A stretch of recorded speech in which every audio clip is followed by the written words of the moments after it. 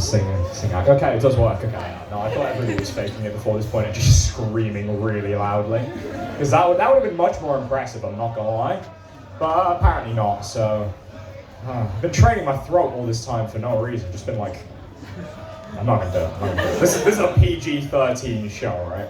So, okay. How have you guys been? How's your week been, guys? Shit. All right. Why has it been shit? Go on. Explain to me. Random audience member. I've got viral tonsillitis. That's a really shit week. Not gonna lie. I feel really bad for making the throat jokes now as well. Like, fucking hell. Alright, has anyone had a decent week, or have we all just been fucking awful, getting like prongs of like coronavirus shoved down our throats? Like, has anyone had a decent week? Alright, nice to hear. I'm not going to ask why, because otherwise you're going to tell me that you also had viral tonsillitis, but you fucking liked it for some reason, so... Alright, recently, I had a pretty good week a couple of weeks back. I got robbed. Yeah, it's a really good week, actually, because I'm pretty sure me getting robbed actually led to me getting an offer for an internship for the summer. So, might be the only time where me getting robbed actually led to me making money. I mean, to be fair, that's what passes for investing in Birmingham, let's not lie, to be honest. But, you know, I mean, you go ahead, actually, no, excluding insurance fraud. Like, I'm pretty sure the Churchill dog is fucking crying as he can't feed his kids for the 4th time this week after their break-in. So, you know, you can just hear him going, oh no, in the back. He's fucking shitting himself. But anyways, you know, you might be asking, all right, what was my incident with petty larceny? You know, what was it? Was it my bag? Was it my phone, my wallet, something important maybe? No, it was my fucking shoes. So I was on the train on my way to the internship interview, and I'm thinking, you know what, everything's gonna go all right. I'm only a little bit pissed. You know, it was 5 a.m. in the morning. I went out the night before. I was like, I'm not going to sleep. I'm just gonna stick my eyes open with, you know, I got it for pretty cheap. Some chap named Winston Wolfe turned up as I was walking into the train station. Just went, can I interest you in some of these? And I was like, yeah, fuck it out, give me them. So, you know, he went ahead. He gave me some Pritt stick. Kept my eyes open. Didn't work very well because I fell asleep as we arrived into the magical land known as Clapham Junction. Now, have any of you guys ever been to Clapham Junction? Have you had the chance, no, the privilege to ever go there? Woo! All right, those of you that would, you understand this then. But the rest of you that don't, let me elaborate it for you in very, very shortly. It's a shithole. So. Clearly, as I was sitting on the train asleep, some lads come up to me and he's thought, all right, yeah. What can I do here to entertain myself? And he's looked at my shoes and thought, oi, lads, I'm going to have something new to sniff tonight. And, you know, I mean, if you were a bystander to that, what would you do? Because honestly, I'd be quite impressed that he's managed to steal the shoes off of a sleeping stranger without waking him. Like, he's like what I imagine Dynamo would be like with a foot fetish. It's fucking impressive.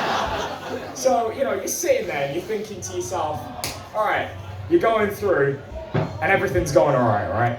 And then you wake up and everything stops being all right because now your feet are cold. So my feet are fucking freezing and I have to walk through Waterloo Station in my fucking socks. I mean, don't get me wrong, they were fabulous. They have pictures of walruses on them, but, you know, even then, I was getting some dodgy looks and it's pretty hard to get looks in London, like not to flex. But it takes a little bit of skill, a little bit of finesse. And as I'm walking through, even the Santa lookalike with his bagpipe stops for a minute with his playing and just takes a gander at that fucking freak walking through at 7:30 in the morning in his socks.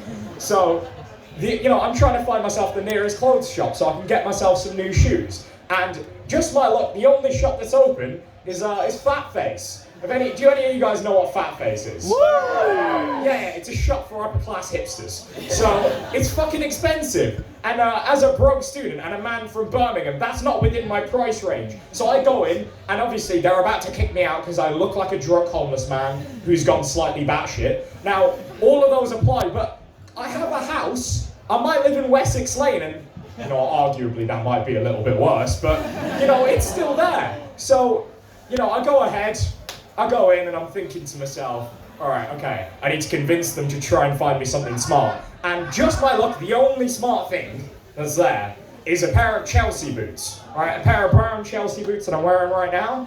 You know, I paid fucking premium for them. So, you know, the reason they're called Chelsea boots is because the only way you can actually afford them without your bank account crying is if you live in Chelsea and your dad bought you an apartment there with daddy's debit card. So, you know, there's a reason for the naming. But, you know, as I'm recounting this tale to my interviewer, I see him start to like well up with a little bit of tears, you know. He's sitting there and he's thinking, wow, this is such a series of unfortunate events. It's almost like a ragtag band of orphans being chased around by a failed actor. You know, it's pretty tragic, but I'm thinking to myself, you know what, could be worse. And, you know, I put my head down, I'm just remissing in the situation, you know, I've got my shoes stolen, whatever, and my eyes facing down and I'm thinking, ladies and gentlemen, we got him.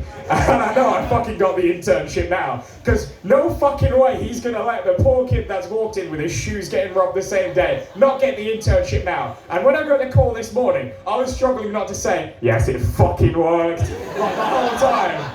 I was fucking livid about that, because honestly, if it had happened where I got rejected, I would have been fucking livid. So anyways, yeah, that's the story of how I got my first internship for this summer. Thank you guys for listening. I've been Ammar Tarajia.